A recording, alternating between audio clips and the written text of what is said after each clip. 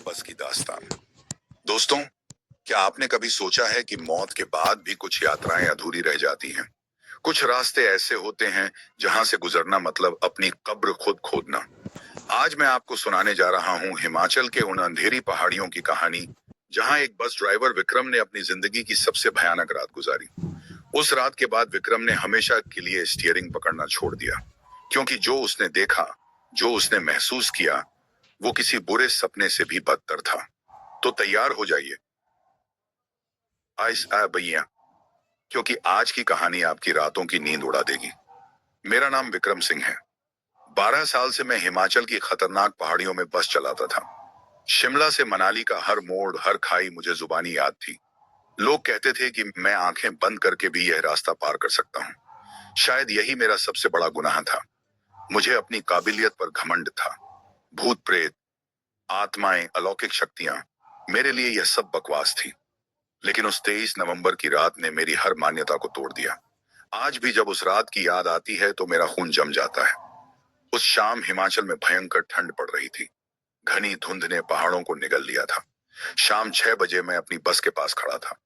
मेरे कंडक्टर रमेश ने कहा, भाई, आज मौसम बिल्कुल ठीक नहीं लग रहा।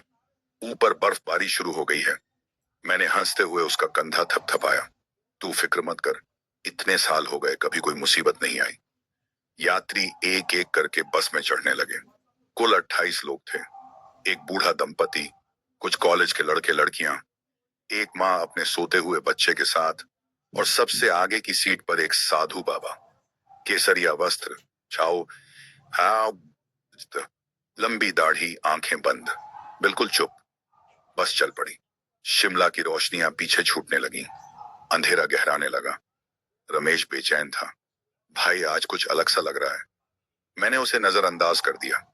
करीब 8 बजे मेरे फोन पर कॉल आई। बस स्टैंड के मैनेजर सुरेश जी थी।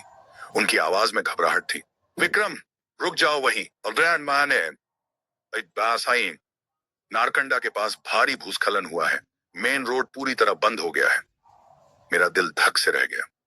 तो अब एक पुराना रास्ता है, 10 किलोमीटर आगे बाईं तरफ मोड़ मिलेगा। वो रास्ता 25 साल से बंद पड़ा है, लेकिन अभी तुम्हारे पास और कोई चारा नहीं। 25 साल से बंद, लेकिन क्यों? सुरेश जी की आवाज भारी हो गई। विक्रम, वो रास्ता अच्छी हालत में नहीं है।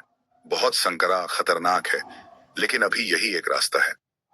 मैंने रमेश को सब बताया। उसका चेहरा पीला पड़ गया। भाई, मैंने सुना है उस रास्ते के बारे में। लोग कहते हैं वहां, क्या कहते हैं लोग? वहां अजीब चीजें होती हैं। लोग गायब हो जाते हैं। मैं हंस पड़ा। रमेश, तू भी इन भूत प्रेत की बातों में यकीन करता है? लबे 10 मिनट बाद हमें वो मोड़ मिल गया। एक जर्जर साइन बोर्ड पर लिखा था, कुल्लू 85 किलोमीटर। मैंने बस मोड़ी और जैसे ही हम उस रास्ते पर मुड़े, मुझे लगा जैसे किसी दूसरी दुनिया में प्रवेश कर रहे हों। रास्ता बेहद संकरा था। दोनों तरफ घना जंगल। पेड़ों की शाखाएं सड़क के ऊपर एक दूसरे से उलझी हुई थीं। जैसे कोई जाल बुना हो। रमेश की आवाज कांप रही थी। भाई, यह जगह बहुत वीरान है। हाँ, पता नहीं कब से यहां से कोई नहीं गुजरा। हम आगे बढ़ते रहे। सड़क की हालत भयानक थी। गड्ढे, टूटी सड़क। मुझे पूरा ध्यान रखना पड़ रहा था। बस में सन्नाटा था। वो हंसते खेलते कॉलेज के बच्चे भी अब चुप थे। अचानक रमेश चिल्लाया, भाई, रुको। मैंने झटके से ब्रेक मारा। क्या हुआ? मुझे मुझे लगा मैंने कुछ देखा जंगल में। क्या देखा? नहीं, शायद मेरा वहम था। मैंने फिर से गाड़ी चलाई, लेकिन तभी मैंने भी देखा, पेड़ों के बीच एक साया। सिर्फ एक पल के लिए मेरे हाथों में पसीना आ गया। करीब 9:30 बजे रमेश ने अपना मोबाइल चेक किया। भाई, एक कोई नेटवर्क नहीं है। मैंने अपना फोन देखा, एक भी बार नहीं। पीछे से आवाजें आने लगी। मेरा फोन काम नहीं कर रहा। मेरा भी बंद हो गया।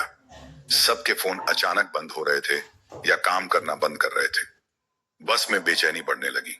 मैंने सबको समझाने की कोशिश की, यहाँ कोई टावर नहीं होगा, पुराना रास्ता है ना। लेकिन मैं खुद परेशान था। तब धी धड़ाम की आवाज। बस में कुछ जोर से टकराया। सभी चौंक गए। मैंने तुरंत बस रोकी। मैं बाहर उतरा। बर्फीली ठंड थी। मैंने टॉर्च से बस को देखा। कोई निशान नहीं, कोई खरोच नहीं। तब मुझे सुनाई दिया एक फुसफुसाहट।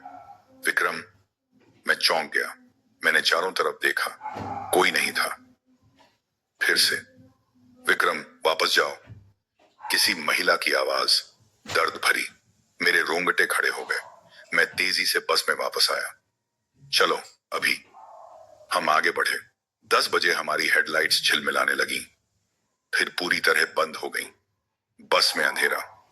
यात्री चीखने लगे। मैं और रमेश बाहर निकले। मैंने बोनट खोला। सब कुछ ठीक था। समझ नहीं आ रहा, सब कुछ ठीक है फिर भी। तब रमेश ने मेरी बांह पकड़ी। भाई वो देखो। सड़क पर करीब 100 मीटर दूर एक औरत खड़ी थी, सफेद साड़ी में। लंबे काले बाल उसका चेहरा ढक रहे थे। मेरा दिल तेजी से धड़कने लगा। कौन है वो औरत हिली नहीं, बस वहीं खड़ी रही। अचानक हमारी हेडलाइट्स चालू हो गई। तेज रोशनी में वो औरत ऐसे गायब हो गई जैसे कभी थी ही नहीं। हम तेजी से बस में वापस आए। मैंने एक्सीलरेटर दबाया और बस तेज चलने लगी। मुझे बस यहां से निकलना था। 10:30 बज चुके थे। अचानक बस हिलने लगी, बुरी तरह, जैसे किसी ने पकड़कर हिला दिया हो। मैंने ब्रेक लगाने की कोशिश की, लेकिन ब्रेक काम नहीं कर रहे थे। किसी तरह मैंने बस किनारे रोकी। हम बाहर निकले। पिछले दाएं टायर से तेल रिस रहा था। ब्रेक सिस्टम में गड़बड़ थी। 20 मिनट की मेहनत के बाद हमने ब्रेक ठीक किया। जब हम बस की तरफ मुड़े तो देखा सभी खिड़कियों पर धुंध जम गई थी, अंदर से, जैसे किसी ने सांसों से खिड़कियां धुंधली कर दी हों। हम तेजी से बस में चढ़े। अंदर का तापमान बहुत नीचे गिर चुका था। हीटर चालू था, फिर भी भयंकर ठंड थी। और सबसे अजीब, सभी यात्रियों के चेहरों पर एक अजीब भाव, जैसे वो किसी ट्रांस में हो। मैंने बाहर देखा। जंगल में पेड़ों के बीच दर्जनों साए खड़े थे, हर तरफ हमें घूर रहे थे। भाई चलो यहां से अभी। रमेश की आवाज में दहशत थी। मैंने बस स्टार्ट करने की कोशिश की। 1 बार, 2 बार, 3 बार, नहीं हुई। चौथी बार में बस स्टार्ट हुई। मैंने तेजी से गाड़ी चलाई, लेकिन वो साए, वो भी हमारे साथ साथ चल रहे थे, जंगल में, हमारे साथ साथ। मैंने स्पीड बढ़ाई, खतरनाक स्पीड, और तब अचानक वो सब गायब हो गए। 15 मिनट बाद मैंने एक बोर्ड देखा, कुल्लू 45 किलोमीटर, आधा रास्ता पार। मैंने राहत की सांस ली, लेकिन तभी मुझे एहसास हुआ। मैंने यात्रियों को गिना। 25, सिर्फ 25। रमेश, यात्रियों को गिनो। उसने भी गिना। उसका चेहरा सफेद पड़ गया। भाई 25, हम तो 28 के साथ निकले थे। 3 यात्री गायब थे, और सबसे डरावनी बात, किसी को याद नहीं था कि वो 3 लोग कौन थे। मैंने बस रोकी। क्या किसी को याद है वो 3 लोग कौन थे? सन्नाटा। सब एक दूसरे की तरफ देख रहे थे। किसी को कुछ याद नहीं था। रमेश ने अपनी डायरी खोली। मैंने 28 टिकट काटे थे, लेकिन 3 टिकटों की एंट्री मिट गई थी। पेज पर सिर्फ धब्बे थे। ये क्या हो रहा है? रमेश की आवाज टूट रही थी। तब वो साधु बाबा आगे आए। पहली बार उन्होंने बोलना शुरू किया। तुम किस रास्ते से आए हो? जी, पुराने रास्ते से। मेन रोड बंद था। उनकी आंखों में गहरा दुख था। तुम्हें इस रास्ते पर नहीं आना चाहिए था। यह रास्ता श्रापित है। क्या मतलब? 25 साल पहले इसी रास्ते पर एक बस दुर्घटनाग्रस्त हो गई थी। 40 लोग मारे गए थे। बस खाई में गिर गई थी। तब से यह रास्ता बंद कर दिया गया। लोग कहते हैं उस रात मरे हुए लोगों की आत्माएं अभी भी यहाँ भटकती हैं। वो अधूरी यात्रा पूरी करना चाहती हैं। बस में दहशत फैल गई। लोग चीखने लगे। साधु बाबा ने कहा, वो आत्माएं अकेली नहीं रहना चाहती।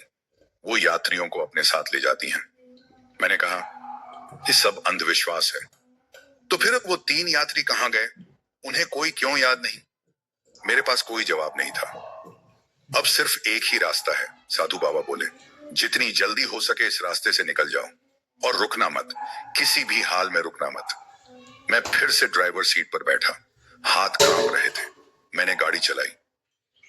अब सिर्फ 15 किलोमीटर बचे हैं, साधु बाबा बोले।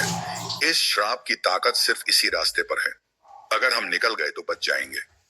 लेकिन तभी खिड़की से एक हाथ अंदर आया, सफेद, ठंडा, लंबी काली नाखूनों वाला। एक यात्री चीखा। वो हाथ उसे पकड़ने की कोशिश कर रहा था। साधु बाबा ने तुरंत मंत्र पढ़ना शुरू किया। वो हाथ वापस चला गया, लेकिन फिर बस की छत से खुरचने की आवाज आने लगी, जैसे कोई छत पर चल रहा हो, नाखूनों से खुरच रहा हो। यात्री दहशत में थे। वो छोटा बच्चा बुरी तरह रो रहा था। और तब बस के अंदर का तापमान इतना गिर गया कि हमारी सांसें धुएं की तरह दिखने लगी। ठंड हड्डियों को चीर रही थी। साधु बाबा तेज आवाज में मंत्र पढ़ रहे थे।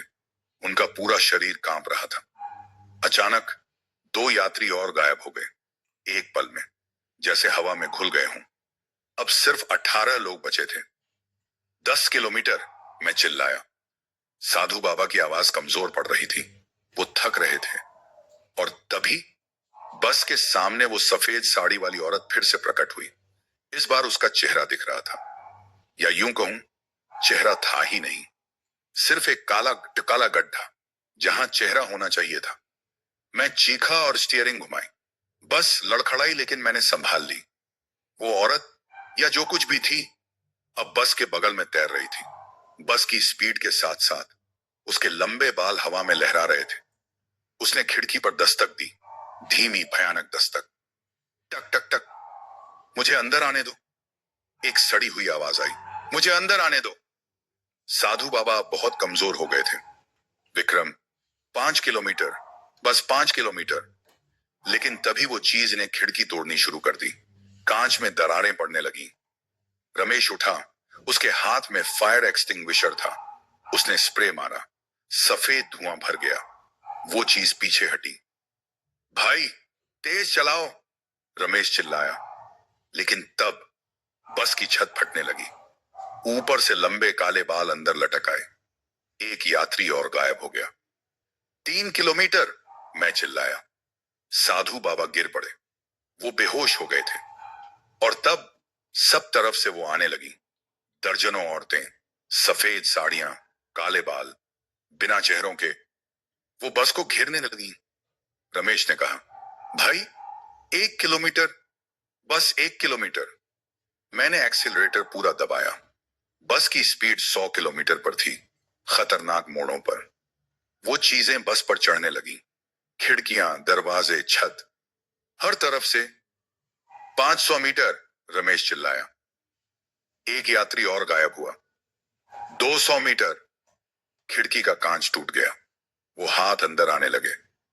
100 मीटर, और तब अचानक हम उस पुराने रास्ते से बाहर आ गए, मेन हाईवे पर। एक पल में वो सब गायब हो गए, जैसे कभी थे ही नहीं। बस रुकी। हम सब हाँफ रहे थे। मैंने यात्रियों को गिना। 15, सिर्फ 15 बचे थे। 13 लोग गायब हो चुके थे। साधु बाबा होश में आए।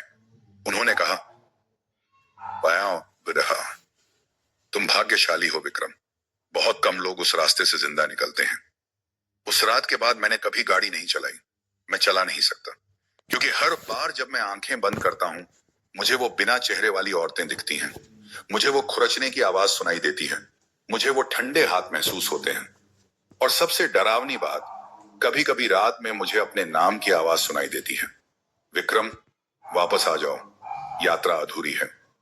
दोस्तों, अगर कभी आपको हिमाचल में कोई पुराना बंद रास्ता दिखे, तो उस रास्ते पर कभी मत जाना। कुछ रास्ते बंद एक वजह से होते हैं, और कुछ यात्राएं कभी खत्म नहीं होती।